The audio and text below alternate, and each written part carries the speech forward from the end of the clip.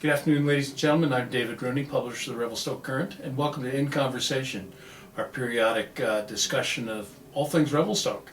And this week I'm pleased to be interviewing Ralph Beaumont, who is the author of Heckman's Canadian Pacific. Welcome to In Conversation. How are you? Oh, I'm very good. Very good. Now, tell the audience a little bit about yourself. Okay. I've been a lifelong rail fan, and I've been interested in history, and have published a number of books on railways, but mostly in the Ontario area. So when I discovered this collection of photographs, it was nationwide, and loving Revelstoke, and we've been out here many, many times, and it encompassed the CP main line from coast to coast. So I knew it was a book that had to be done. Good. Tell us a little bit about this. Who's Heckman, and why is it Heckman's Canadian Pacific? Right. He was a photographer with the Canadian Pacific Railway, the turn of the last century. Started in 1898, and he photographed literally every station and bridge on the whole railway as an inventory. So as far as an inventory of the railway, it's a fantastic record. But what I liked about the collection is there's a lot of people in those photographs, and it's like the Revelstoke Railway Museum here. It is as much about people as it is about the railway. And just a fantastic story of the work he did back in those primitive days of glass plate negatives. And there's people in every photograph. That's what I was going to ask about, because when you said that it was an inventory, I thought, okay, well, we're looking at a lot of static. Sounds photos. pretty boring, doesn't it? It does, Yeah. Unless you're an engineer or something, in which case, looking at some of those fantastic bridge spans across the gorges here in the Rockies, that's pretty interesting all by themselves. But it's the people that always attract my attention. And that's what I first thought when I went to look at the photographs. They're in Montreal in the CPR archives, and I thought it would be just three-quarter views of buildings and telling people to get out of the way because they were obstructing the building. It was the other way around.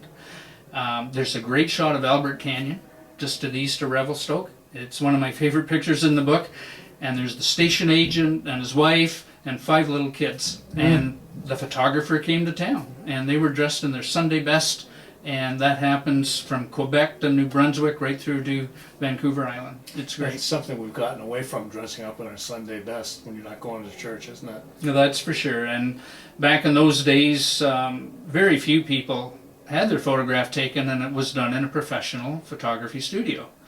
Whereas these are completely candid shots, kids in bare feet, workmen in their work clothes. It's a real study in early Canadian life and the railway life at that time. Tell me, how many images are there total in this book?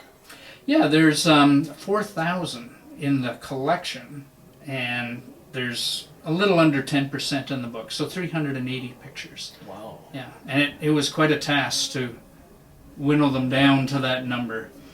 So, was there a lot of detail attached to the different photos in the archive? well, you hit something that makes this collection very special. Heckman kept absolutely meticulous fieldbook notes. So there's a lot of times you'll see a photograph and an author in a book will say circa 1900, for instance.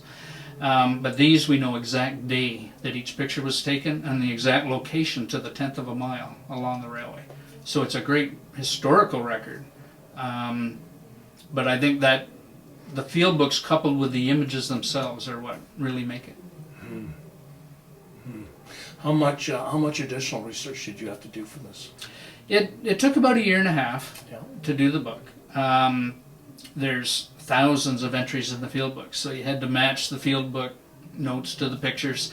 And then I didn't just want it to be a date and a place and here's the picture. I wanted a story about each picture.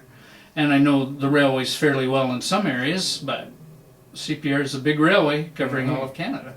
And I didn't know anything about the Dominion Atlantic Railway, for instance, in Nova Scotia. So I had people literally from across Canada who had written books on their area of the railway, and they proofread some of the sections for me. There's still errors, there always will be, but I had a lot of help doing this, not just me. That's pretty interesting. Did you have a lot of difficulty in writing the story yourself? You have a lot of.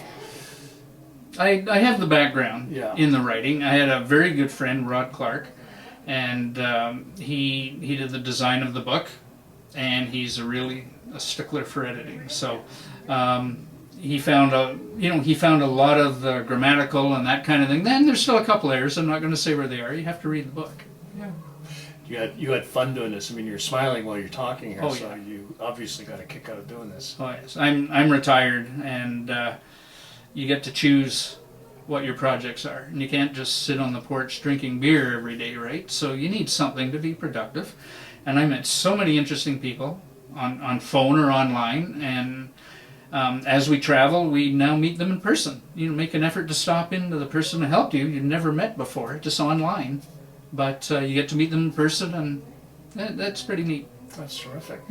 And now people are going to get to come and hear you speak about the book here at the museum, and hopefully buy copies as well. Yes, I'm giving a talk here, and I don't want to give away everything that's in the talk, right? So, but it's Tuesday, July 21st, and it's from 11 to noon, which is sort of informal, if you'd like to see the book, etc. And then the talk itself is noon to 1, so it's bring your own lunch.